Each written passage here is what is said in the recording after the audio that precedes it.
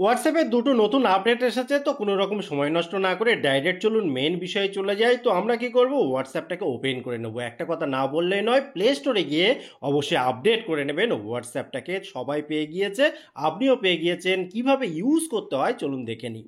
তো প্রথম আপডেটের জন্য একদম উপরে যে থ্রি ডট পয়েন্ট রয়েছে এখানে, এই থ্রি ডট পয়েন্টের এখানে ক্লিক করে দেবো। ক্লিক করার পর নিচে দেখুন রয়েছে সেটিং। এই সেটিংয়ের এখানে যখন আমরা ক্লিক করব, প্রথম আপডেটটা হোয়াটসঅ্যাপের যে প্রোফাইল, অর্থাৎ এই জায়গাটা আমরা তো প্রোফাইল বিভিন্ন রকমভাবে চেঞ্জ করতে চাই। তো প্রোফাইল চেঞ্জ করার ক্ষেত্রে যখন আমরা ক্যামেরার আইকনে ক্লিক করব, এখানে দেখুন একটা নতুন অপশান যুক্ত হচ্ছে, সেটা হচ্ছে ক্রিয়েট এআই ইমেজ।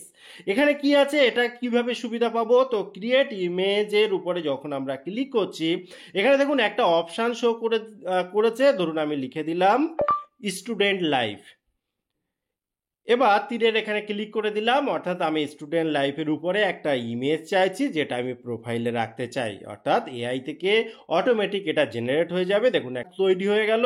এবার এখানে দেখুন আপনি এটাকে চেঞ্জ করতে পারেন যেটা আপনার মনে হয়। যদি আপনি চান এটাকে হিসেবে রাখবেন, সেটা কিন্তু আপনি খুব ইজিভাবে রাখতে পারেন আপনার মতো করে। এবারে চলুন সেকেন্ড যে আপডেট সেটা দেখে নিই। তো এখান থেকে আমরা বেরিয়ে আসি। বেরিয়ে আসার পর সেই উপরে যে থ্রি ডট পয়েন্ট, এখানে আমরা আরেকবার ক্লিক করব। ক্লিক করলে নিচে দেখুন লেখা আছে সেটিং। এই সেটিংয়ের এখানে যখন আমরা ক্লিক করব, আসার পর এখানে যে চ্যাট অপশানটা রয়েছে, এখানে যখন আমরা ক্লিক করছি একটা নতুন অপশান সবার জন্য অ্যাভেলেবেল হয়ে গিয়েছে, সেটা হচ্ছে ডিফল্ট চ্যাট থিম। এই জায়গাটা যখন আমরা ক্লিক করব, এখানে অনেক রকম থিম আমরা দেখতে পাবো। যখন কোনো একটা থিম আমরা সিলেক্ট করব, ইন্টারফেসটা কেমন আসবে এখানে দেখতে পাচ্ছেন। আপনি চাইলে এটাকে চেঞ্জ করে আপনার মতো করে কিছু নিতে পারেন।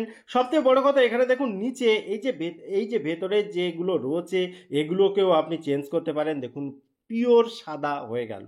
ঠিক আছে, আপনি এটাকে কালারও চেঞ্জ করতে পারেন ডার্ক থিম হিসেবে, বা এখান থেকে আপনি যখন এই প্রিভিউটা দেখে নিলেন যে কেমন দেখতে লাগছে, যেটা আপনার মনে হচ্ছে, আপনি উপরে যে সবুজের ভেতরে টিক রয়েছে, এটাকে যখন সেট থিম করে দেবেন, এটা সেট হয়ে যাবে। সেই সাথে সাথে আপনি যে লেখাটা রয়েছে তার চ্যাডের কালার যদি আপনি চেঞ্জ করতে চান, এখান থেকে কিন্তু আপনি চ্যাডের কালার ইজিভাবে চেঞ্জ করতে পারেন। তাছাড়াও দেখুন এখানে কি সুবিধা রয়েছে, এটা যখন চেঞ্জ করলেন, এখানে দেখুন ওয়ালপেপার রয়েছে, বিভিন্ন রকমের ওয়ালপেপার রয়েছে। আপনি চাইলে যে কোনো একটা ওয়ালপেপার কিন্তু আপনি ইজিভাবে ইউজ করতে পারেন। ধরুন আমি নর্মাল এটাকে উদাহরণ হিসাবে দিলাম যে প্রিভিউটা ঠিক এরকম আসছে, আমি এটাকে টিক করে দিয়ে সেট ওয়ালপেপার করে দিলাম। একটা চ্যাট ওপেন করি, ওপেন করলে পুরো বিষয়টা আপনি ক্লিয়ার বুঝতে পারবেন যে কেমন দেখতে লাগছে। এই হচ্ছে ব্যাপার। ঠিক আছে, এবার নতুন একটা কিছু, এবার আপনি আলাদা আলাদাভাবে এটাকে চেঞ্জ করতে পারেন। টোটাল ইনফরমেশান কেমন লাগলো অবশ্যই কমেন্ট করতে ভুলবেন না। আবার দেখা হবে পরবর্তী ভিডিওতে। ততক্ষণ ভালো থাকুন, সুস্থ থাকুন, বাই বাই।